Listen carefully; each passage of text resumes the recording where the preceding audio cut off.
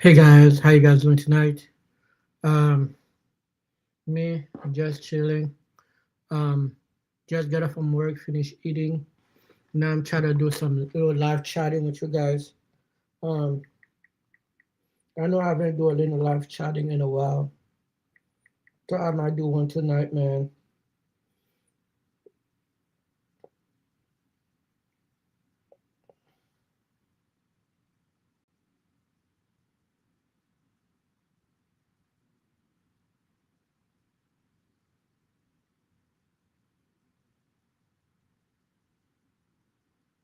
Private moment on his dying day, we find everything we need to know about who Charlie Kirk truly was. He was a missionary with a noble spirit and a great, great purpose. He did not hate his opponents. He wanted the best for them. That's where I disagreed with Charlie. I hate my opponent, and I don't want the best for them. I'm sorry. I am sorry, Erica. But now Erica can talk to me and the whole group, and maybe they can convince me that that's not right, but I can't stand my opponent. In that private moment on his dying day, we find everything we need to know about who Charlie Kirk truly was. He was a missionary with a noble spirit and a great, great purpose. He did not hate his opponents. He wanted, in that private moment on his dying day, it's the blue marker. Yeah, give me the black marker, my boy. No blue marker, black marker.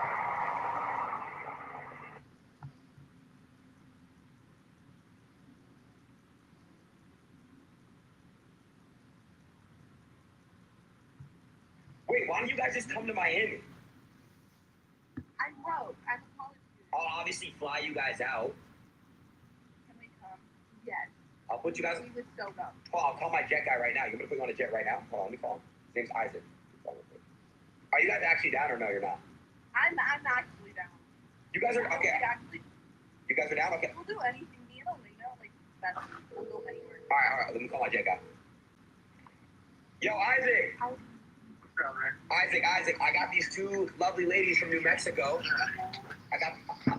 You see this? I'm trying to fly them out from New Mexico to Miami tonight. What's it look like? What time? What time do you guys want to fly out? Like They're ready like right now, Isaac. All right, let me do that.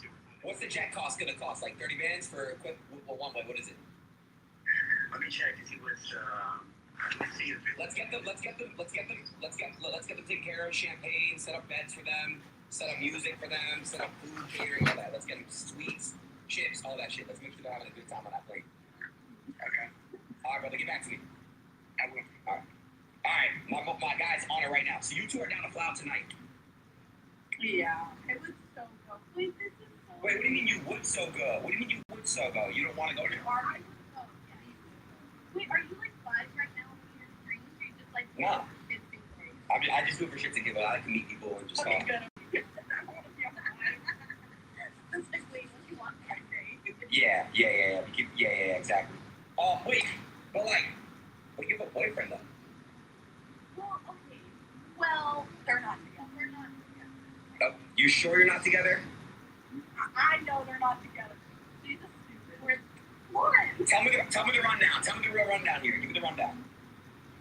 Okay, so basically what happened is that I came to college, like he didn't go to college, and well, it all started with this internship with the UNM football team, and We estimate your news about the future of TikTok. Donald Trump has confirmed that Lachlan and Rupert Murdoch, the owners of Fox News, will likely be a part of the sale of TikTok. He said this today in an interview with Fox News. It's unclear. Next Wednesday, What's Ken? everyone is on high alert for the heart-pounding you want to go there? mid-season finale. Tyler Perry's Sisters mid-season finale. Got an old ass revolver called Eloise. I sip codeine. Hell no, I can't sell the lean. Labels wanna sign me, but they pity me. Niggas out here signing major labels, but they envy me. I'm on tour court, running up this Eddie cheese. It's not a crime to be a freak. Let that nigga Diddy freak.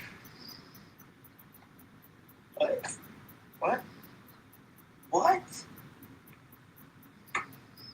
Why y'all cut the beat? I don't know. Why the fuck this shit come like that? What? Was it the Diddy line? Was it the Diddy line? I had to be.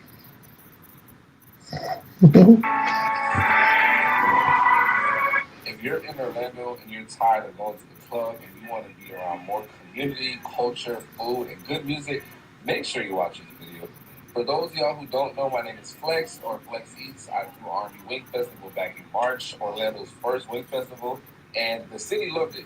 Granted, it was crazy. We had a lot of people come out, but just the energy of the city was beautiful to see people come out and just catch that vibe.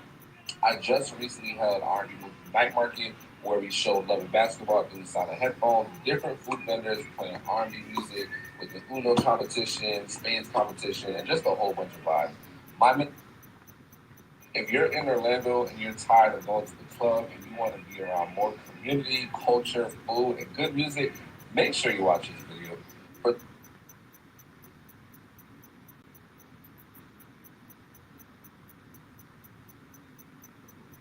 It's 7 o'clock on the dot. I'm in my good morning.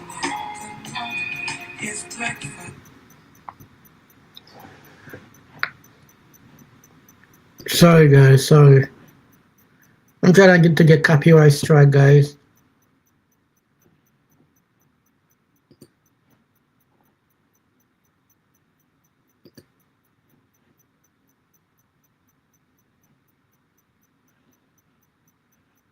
I was watching something. Okay, let's get back to.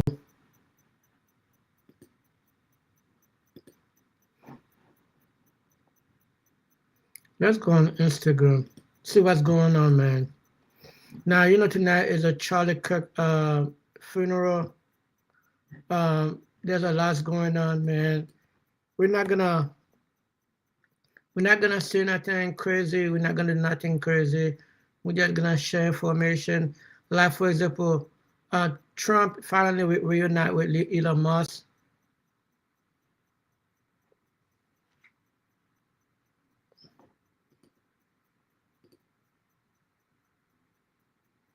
Well, that's the other people who was playing that video.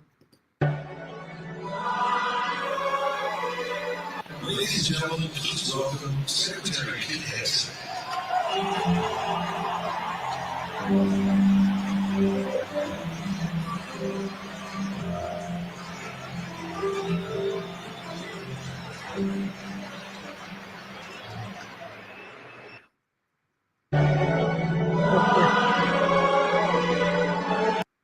Okay, so that happened, and then what's the other thing that happened?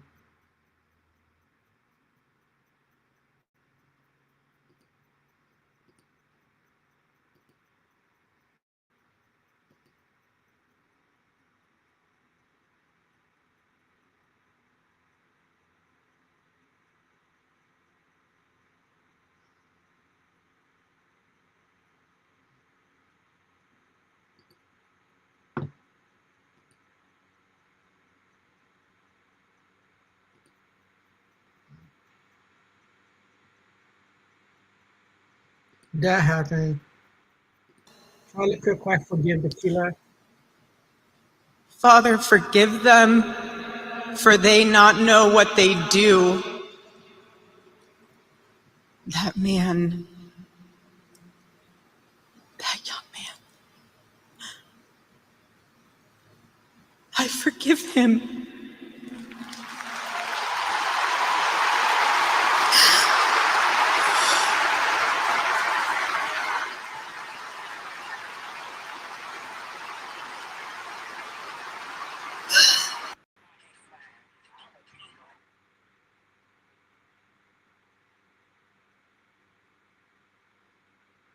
Okay, so a lot of people stand up, give her standing ovation, and another thing that happened. Look, bro. How we get to a party for free? Cool. But how is he gonna get? Then Adrian Bruno looking like a crackhead now. Thought we could do a party for free. Cool. But how is he gonna get this money? He gonna get it back, man. Can we do a party or something? Why am I bleeding, bro? No, because we got to square this up tonight.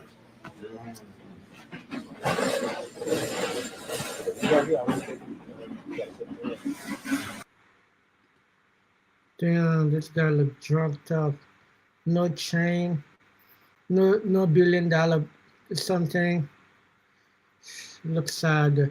And Trump speak during the funeral, and he like talking about his enemy. In that private moment on his dying day, we find everything we need to know about who Charlie Kirk truly was. He was a missionary with a noble spirit and a great, great purpose. He did not hate his opponents. He wanted the best for them. That's where I disagreed with Charlie. I hate my opponent, and I don't want the best for them. I'm sorry. I am sorry, Erica. But now Erica can talk to me and the whole group, and maybe they can convince me that that's not right, but I can't stand my opponent.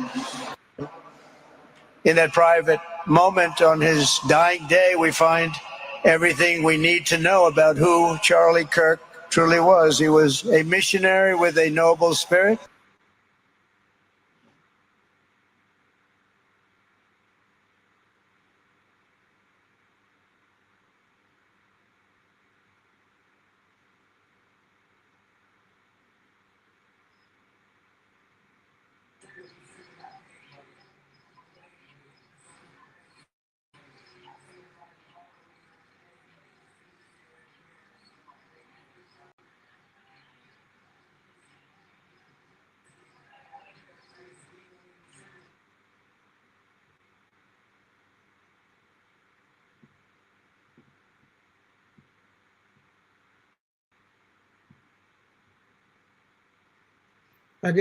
Okay.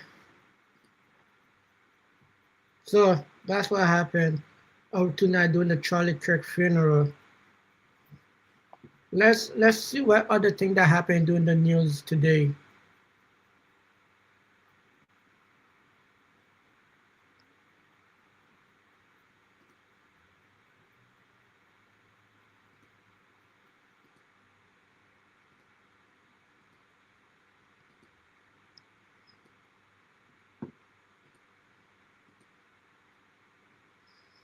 Yeah, are you surprised about that? Let's check this one out. Weight loss injections are changing the weight loss game, but here's the truth most won't tell you. Without expert supervision, you could lose muscle, not fat, and slow down your metabolism. It's time to invest in yourself. Joining us now, Congresswoman Becca Balint of Vermont, who sits on the House Judiciary Committee. Congresswoman, do you think Homan should be fired? I think Homan should absolutely be held accountable for being caught with $50,000 cash in a bag. I think he should resign. He is a disgrace to this government. And we were already having Homan on our radar screen in the Judiciary Committee. There was a letter submitted to him just about a month ago from the Judiciary Committee demanding that he answer questions regarding his conflicts of interest. We have strong concerns that he may be accepting kickbacks for contracts that he has helped to usher through. He had worked for a conglomerate that does immigration detention, and over $1 billion of work has already been shunted to that group. We have strong concerns about that. And of course, it just certainly looks like a big grift when you've got somebody caught with cash in a bag, promising that when he is in a position of power, he's going to give them work. It's outrageous, and we're going to demand questions. Just to clarify, you're saying that not only is it the allegation of 50 grand in cash in Cava bags, it's other concerns that millions of dollars has been funneled to a network that could potentially be self-serving. So on top of that, there's video of the sting. Can you get that video? Can your committee get the video and release it to the public, the video that was reported on by Carol Linning, our colleague? certainly between the Oversight Committee and the Judiciary Committee, we are going to be hitting hard, not just DOJ, not just on the FBI and why Kash Patel decided to not pursue this case, but also to make a plea to our head of our Judiciary Committee, Jim Jordan, that is this the kind of thing that he wants to sit and watch happen in his government?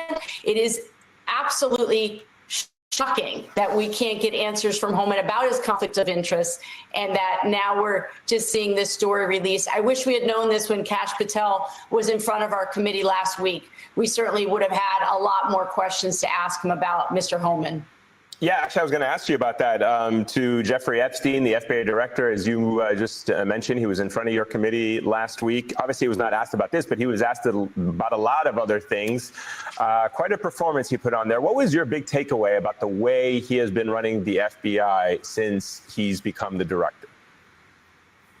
Well, for someone who claims that he is all about transparency, he has absolutely been doing a shell game with agents within the FBI. There were 1,000 agents pulled off to sift through the Epstein files when we tried to nail him down. What were the projects that they were pulled off of in order to do that work, to try to determine whether Trump's name was in the files? There are certainly aspects of the Bureau that are not getting the attention that they deserve, whether it isn't trafficking, whether it is white-collar crime, whether it's going after corruption. And he absolutely did not answer our questions. It was about fighting with us. It was about casting aspersions on the members asking the questions.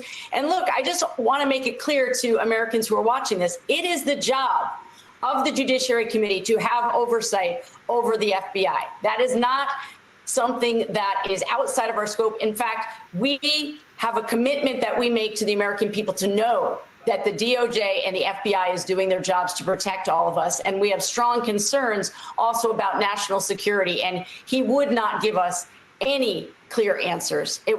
As you said, it was a show. It was not actually about getting to the bottom of what's happening at the FBI. I want to hear more about how lawmakers plan to pressure Patel and others around this Homan story. However, you know, one of the arguments I've heard some people make over the last 48 hours or so is, you know, DC's kind of a swamp. All kinds of people, when they're not in their official government jobs, they're engaged in consulting. So maybe this was a $50,000 consulting fee. Yeah, it looks a little weird that it's in a kava bag, but, you know, this is what DC is. So is he going to, A, have a good defense because of the culture of consulting and the way people, when they're out of government, make money in connection to these groups, like the corporate groups that are involved in immigration detention? And do you think, what would the line of argument be to hold someone like Homan accountable and to hold the administration accountable if all of this happened during a period in which he wasn't actually working for the Trump administration? He made promises to these businessmen that he absolutely would be in the Trump administration. And if they only gave him a wad of cash, he could make sure that he could get them business before the Trump administration. Look, I want to just reassure people who are watching this. I have never seen people in Washington, D.C. Walking around with bags full of cash. So let's be clear. This is beyond the pale. Okay. Not even one time. How could a cava bag? You'd have to have like a deluxe bag to fit 50 grand in there. Okay. What about a suitcase, a briefcase? Yeah. Oh, Congresswoman. Look, the swamp. This administration is about grift, you know, from the top on down, from the Qatari plane, okay, to the Bitcoins. It is about how can we extract money from the American people to line our pockets and not do the work of protecting us. That's what is supposed to be happening both with Tom Homan and Kash Patel. It is not supposed to be self-enrichment. Congresswoman Becca Balint, you always are fantastic to have on, so thank you.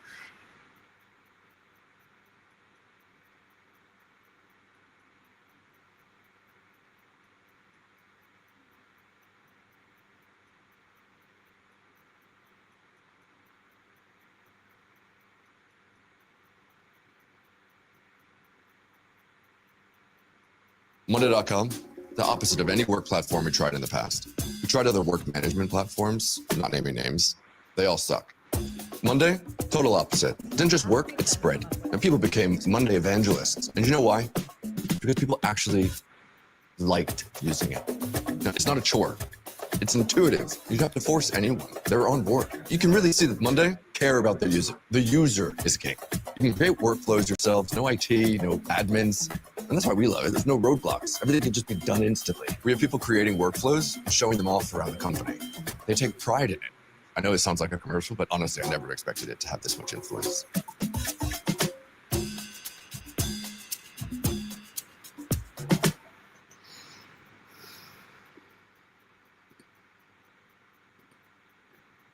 Okay, that's the other thing that happened.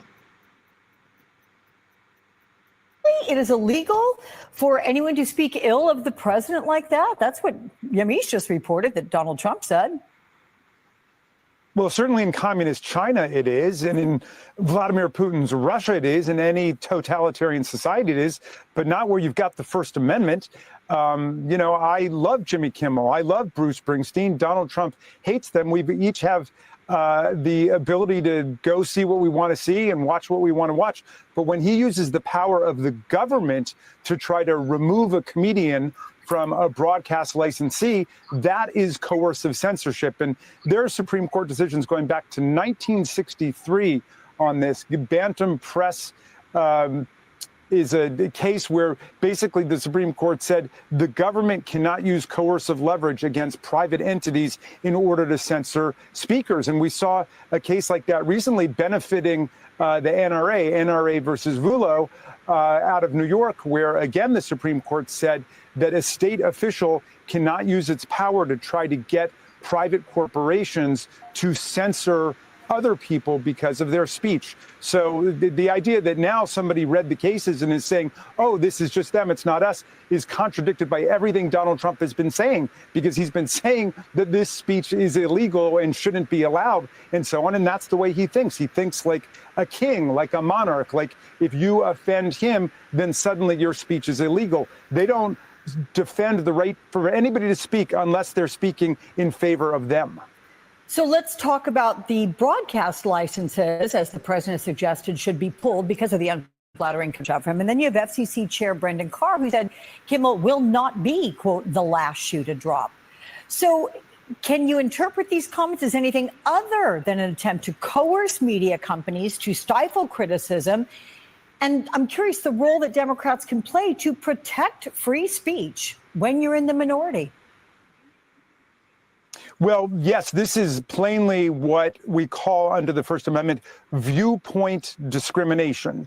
It is content discrimination. You're discriminating based on the content. And even worse, you're discriminating based on the viewpoint that's being expressed. Donald Trump could not be clearer about it. He's saying these people are saying bad stuff about me. And that's what the kings didn't like. You insult the king, it's like insulting God. It's a form of blasphemy. That's the way the law was with respect to King George. It was called lèse majesté. If you insult the king, you're like insulting God. Donald Trump would love to go back to that, so that he's using his power over the Federal Communications Commission, which is an arm of the government, to censor people's right of speech. Well, we're in a situation in Congress where we can blow the whistle about this. We can try to remind everybody what the First Amendment stands for. You have a right to oppose President Trump, just like they had a right to oppose President Biden. They said he was the head of a crime family and was the most corrupt president in the history of the United States and so on. Nobody went to jail for that. Nobody lost their broadcast license for that. Nobody was taken off the air because they made a joke about Joe Biden and his age and so on. And they were the first ones to do it. But the situation can't be that when they speak against a president in the opposition party, that's First Amendment protected, and they're on a high horse about free speech. But when the Democrats do it, when they're in power, that's a crime. That's a felony, according to them. So that can't work. So we're going to tell the world about that. The problem is they are imposing this unitary executive view of the president. The president controls all the agencies and boards now. They think the president controls the FCC, and that chairman of the FCC, who acts like a complete sycophant, and he was one of the leaders of Project 2025, clearly is not advocating the public interest. He is acting like Kash Patel is at the FBI, purely as a handmaiden and a servant to the President of the United States. Gotta say, I'm appreciating everything you've just said about this. Let's pivot, though, sir, to what happened Friday when Eric Siebert, the acting U.S. attorney in the Eastern District of Virginia, resigned. Siebert was handpicked by President Trump and in charge of pursuing those mortgage fraud allegations against New York Attorney General Letitia James, but investigators reportedly can't find any incriminating evidence. So then President Trump told reporters he wanted him out of the job, and he attributed it to Virginia's 2 Democratic senators who he said supported his nomination. Big picture, what do you make of all this? This is all the code you need to ask questions about stock market data and get formatted responses. I could say objectives like, go grab the latest stock price of NVIDIA, then look back 5 years and find the total return on investment, including stock splits and dividends. And after a few seconds, we can see this really well formatted and thought out. Well, the governor of Virginia, who's a Republican, also strongly endorsed his nomination. And Mr. Siebert comes from a distinguished Republican family. His father-in-law was the great U.S. attorney from Virginia, Richard Cullen, who is a lifelong Republican and diehard Republican. And so making it a partisan thing is a complete distraction from this. The Department of Justice brings prosecutions when there is probable cause that someone has committed a crime based on actual evidence. So that U.S. attorney, who was nominated by Donald Trump himself, said, we don't have a sufficient quantum of evidence. For all we know, there might not be any evidence that there was a crime. In any event, he said, we're not going forward. So Donald Trump, instead of accepting the verdict of the Department of Justice and the U.S. attorney for the Eastern District of Virginia, simply says, that person is against me. I'm going to sack that person. I'm going to override the decision of the Justice Department. And I'm going to say, l'état c'est moi. The state is me. That includes the Justice Department. And I want to attack this person who I consider a political enemy. I mean, so it's really more of the same in terms of his treatment of ABC and the comedians and the broadcast networks. He thinks he controls everything like a king. And that's why we need everybody, forget political party, forget political ideology, to stand up for the independence of the Department of Justice and the U.S. Attorney's offices and the freedom of speech and the freedom of press. Everything is under attack at this point. You sparred, sir, with FBI Director Kash Patel during his testimony before the House Judiciary Committee this week. You were grilling him over why he has not released the names of Epstein's co-conspirators, even though the FBI continued its investigation into Epstein's associates after his death. We're going to play some of that testimony right now. Take a listen. Have you released all of the stuff that the FBI has seized from Epstein's house?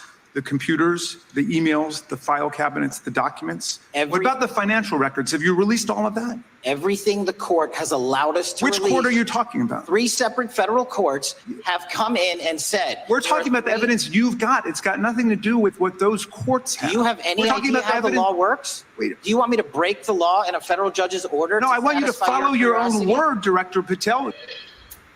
So how do you respond to Patel saying that the agency has released everything that he has direct control over and can lawfully release?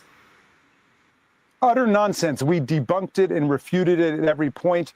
My colleague Eric Swalwell dismantled that. So did Dan Goldman. But we're going to continue to show that's not what's in those court orders. Those court orders are about the very discrete the evidence, not much, of dozens of pages perhaps, that were in the cases against Maxwell and against Epstein. The Department of Justice and the FBI have hundreds of thousands of documents that they've got completely separate from those cases. And so this is an attempt to distract everybody from what's going on.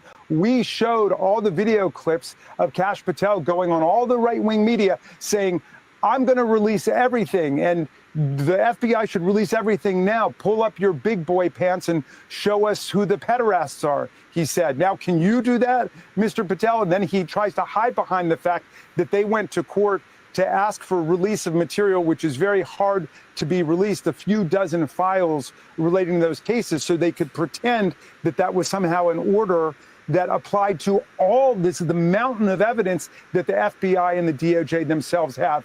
And Kash Patel knows exactly what he's doing. He's playing hide and go seek when he promised he was going to be the great liberator of all the information, and now he's the orchestrator of the cover-up. So the Oversight Committee interviewed former U.S. Attorney Alex Acosta on Friday. He's the one, of course, who oversaw Epstein's 2008 plea deal that shielded him from federal charges. It did send him to prison, but only for 13 months. And this despite the allegations of abuse by dozens of women. From what you know about his testimony, what did it reveal about his handling of the Epstein case?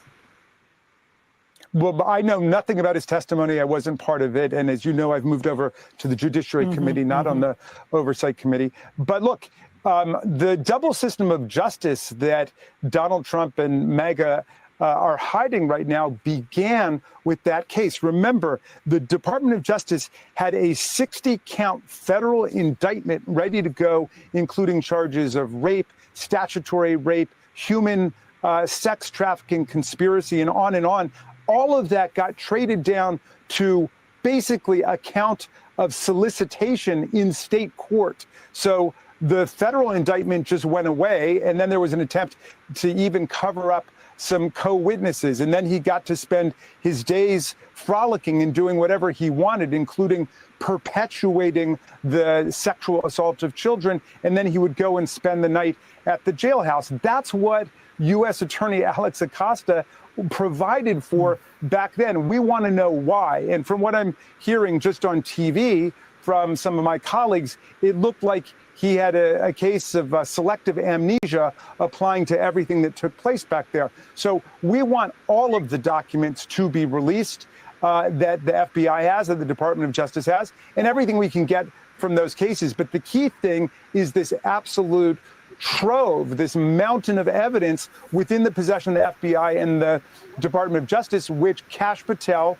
and President Trump were demanding before the election. And they got everybody excited that there was going to actually be a release of the material so we would be able to expose the complete international child sex trafficking ring. Meantime, we have 4 banks which have stated that there were $1.5 billion in suspicious activities related to Epstein and Maxwell's various accounts. Now, remember, my Republican colleagues who failed to impeach Joe Biden over allegations they had about Hunter Biden were completely exercised about $20 million in suspicious activity reports relating to the Biden family. 20 million versus 1.5 billion related to the Epstein network. And all of our Republican colleagues, except for Representative Massey from Kentucky, voted against my motion to subpoena the bank CEOs to get all these materials, which they seem to want to do. Jamie Dimon said he was perfectly happy to turn over all those materials. These banks, at least now, are saying they regret any involvement they ever had with Epstein. We've got to get the financial materials so we can follow the money and then determine all the crimes and figure out what's still going on out there right now.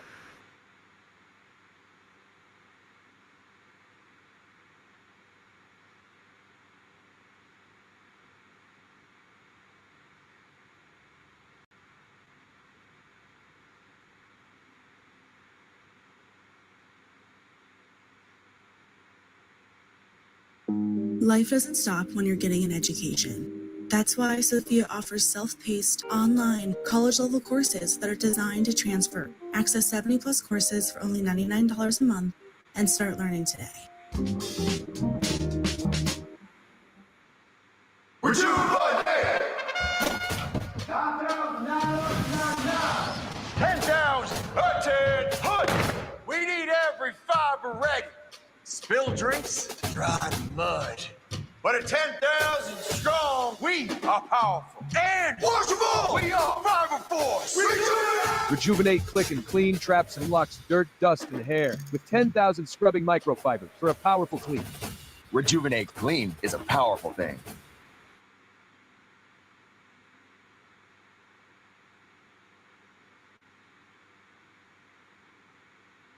Well, tonight, Donald Trump chose to commemorate and memorialize slavery. Why? Because he's Donald Trump. He did that by honoring a cruel and vicious slaveholder who killed more American soldiers than anyone else in the world in history. More American soldiers than Adolf Hitler ever dreamed of killing. Donald Trump announced on social media that he has tonight, quote, reinstalled the nearly 20-foot canvas portrait of Confederate General Robert E. Lee at the West Point Library on campus. Robert E. Lee is the single most disgraced West Point graduate in history. He committed treason. He waged war against the United States of America, a war in which Robert E. Lee killed 360,000 soldiers who were defending the United States of America, while the incompetent Robert E. Lee caused the unnecessary deaths of 260,000 misguided Confederate soldiers under his command in a war that Robert E. Lee never had a chance of winning. A commemoration of treason at West Point. That's Donald Trump's idea. Memorializing treason and slavery at West Point. And that is the kind of thing that I obviously take very seriously. But it's also the kind of Trumpian madness that, thanks to the creative spark in American comedy, can be joked about at Donald Trump's expense, of course, and can be joked about brilliantly. And now there's one less comedian to make those jokes at Donald Trump's expense. And television, as you may have noticed, takes nothing more seriously than television. Television has devoted more coverage to Jimmy Kimmel losing his job than it has devoted to Donald Trump and Elon Musk literally taking food away from starving children in Africa in the middle of a famine this year. What Donald Trump and Elon Musk, when they closed down the United States Agency for International Development and its delivery of food aid in famine, they sentenced hundreds of thousands of people to death, babies, toddlers, grandfathers, mothers, sisters, brothers, starving to death together. And none of them got the attention or the outrage that we have seen on television over one person losing a TV show. Jimmy Kimmel is great at what he does. Jimmy Kimmel's writers are great. Jimmy Kimmel is a great guy. I really like Jimmy Kimmel. I really admire Jimmy Kimmel. And I am sure that as outraged as Jimmy Kimmel deserves to be about what has happened to him, I am sure that he is embarrassed to be getting more attention on television to his plight than the people in this country who have lost their health insurance because of Donald Trump.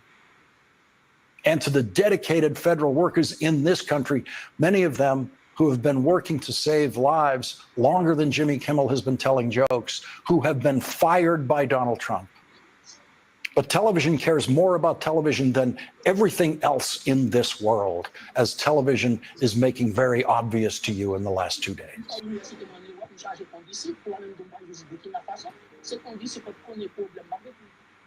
Investors, if you're still unable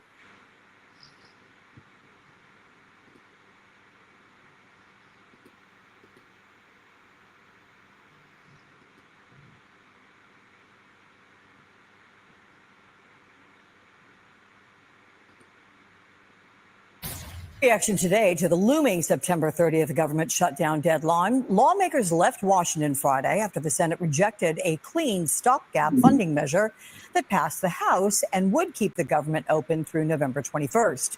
Democratic leaders Saturday requested a meeting with President Trump to discuss a plan to keep the government open past the funding deadline. And here's what lawmakers said today.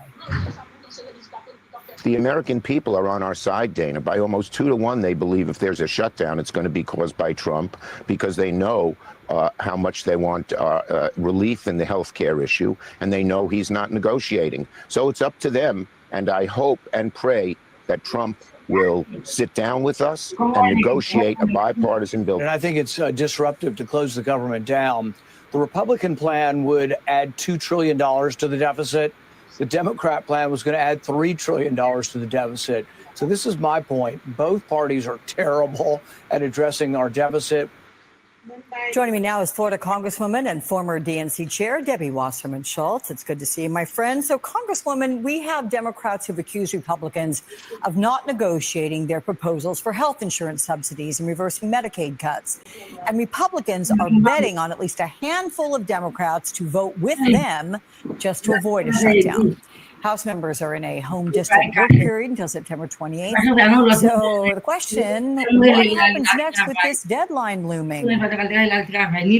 Alex, this is mind-blowing. The president and the Republican congressional leadership refuse to just sit down with Democratic leaders and negotiate, making sure that we can cancel the cuts, that we can lower costs, and that we can work together to save Americans' health care coverage. That is what is at stake here. I have been on the Appropriations Committee for nearly my entire congressional career. I have not seen an instance in which a president isn't even willing in 10 or 11 days from the end of the fiscal year to sit down and discuss and negotiate how to bring us together and avoid a crisis that would be in fully the Republicans' lap. Well, let's see if that changes anytime soon. We can hope, because a government shutdown, nobody wants that. Let's pivot to what's happening ahead of this week's UN General Assembly meeting. You have Britain, Canada, and Australia, who've all today confirmed they now formally recognize Palestinian statehood. What is your response? Do you think it'll pressure Israel to ease at all in the humanitarian crisis in Gaza? My response to any unilateral action by another nation to a situation that has always been one where nations come together and we have previous agreements in place that need to reach their final status of negotiations to decide on 2 states for 2 people, which I support, a democratic Jewish state of Israel living side by side in peace with security guarantees with a Palestinian state. It is not the business of any country to unilaterally declare statehood for any one nation. I mean, in the midst of the chaos right now, with Hamas having brutally attacked Israel on October 7th, slaughtering 1,200 people, taking 251 people captive, 50 of which they still hold, either the remains or living individuals, it's an outrage. We need to make sure that we use the peaceful process of negotiation to bring people back to the table. The hostages need to get home, and we need to make sure that Israel has security guarantees that make sure that they will never again have a terrorist entity living on their doorstep ready to attack them. Do you think if the hostages, and you mentioned the 50 remains and living, were to be returned, that would cool things somewhat, just that singular thing? Cool. It would bring it to an end. I mean, that is what needs to happen. We have 48 humans who are either alive and being held captive in dark tunnels, being starved by terrorists who took them captive, and the result of an unprovoked attack by a terrorist organization, and the remains of about 24 others. Israel has never provoked attacks. They want nothing but peace, to live side by side in peace with their neighbors. They release the hostages, and the war comes to an end. That ball is fully in Hamas's court. And we all, peaceful nations around the world need to help bring that result about. Let's move to what happened on Friday with the House Oversight Committee interviewing former U.S. Attorney for the Southern District of Florida, Alex Acosta, questioning him about his role in that 2008 plea deal shielding Jeffrey Epstein from federal charges and sending him to prison for only 13 months. You joined Republican Congressman Tim Burchett announcing a bill closing all the legal loopholes to better protect sexual abuse survivors. Explain what this Courtney Wild Reinforcing Crimes Victim Act, or Victims' Rights Act, hopes to achieve, and do you expect bipartisan support for it? I do, and I'm thankful to Congressman Burchett for joining me and reintroducing this bill that would ensure that we could never again have a situation like what Alex Acosta refused to say was the wrong move on Friday did. Not ensuring that the Crime Victims' Rights Act, that the victims of human and sexual trafficking of Jeffrey Epstein didn't get their day in court and have the ability to know about the plea deal, nor protest it in court as the federal law required.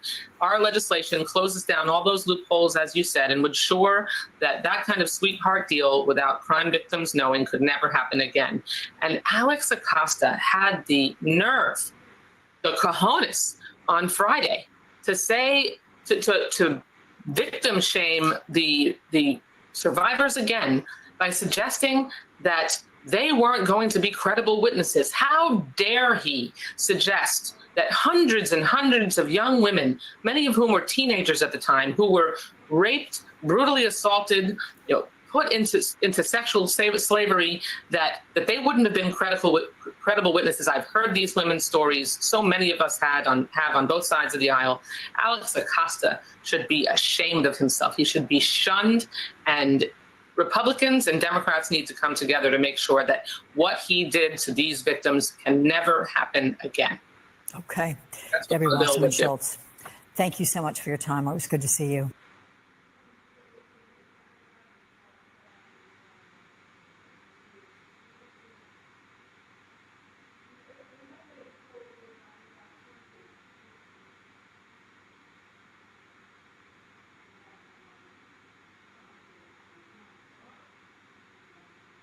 Why? Why can't I make any changes without an admin approval? Huh?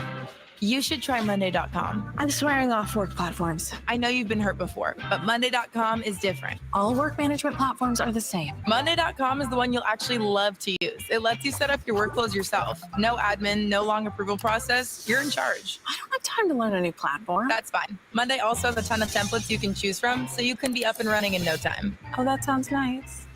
Did you see the dashboards? They update in real time from your team's day to day, so you're always in control. No freaking way. I don't have to put the data in myself? Are you for real? Monday.com handles all the boring stuff, so you can focus on what really matters. But what if we're not compatible? If it's any type of work, marketing, sales, HR, llamas, and there's a free trial, so what's the harm? You know what? I'm ready to fall in love again. Thanks, Talking Llama. You don't remember my name, do you? Of course I do.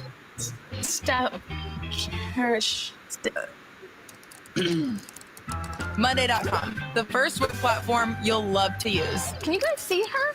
Can anyone see Elsie?